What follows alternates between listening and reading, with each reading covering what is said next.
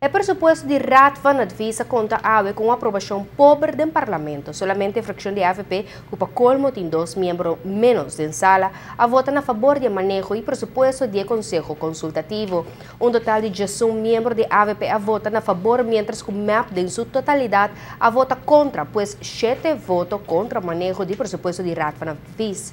Parlamentário Andin Becker, de PDR, avisa que a reunião aqui, que normalmente dura 20 minutos, a conta com uma aprovação unânime do Parlamento para virar hora no largo de batalha e debate entre Gelco Verde sem que tenha um motivo válido. A PCI abandona a sala depois de 4 da tarde e, como tal, não a vota.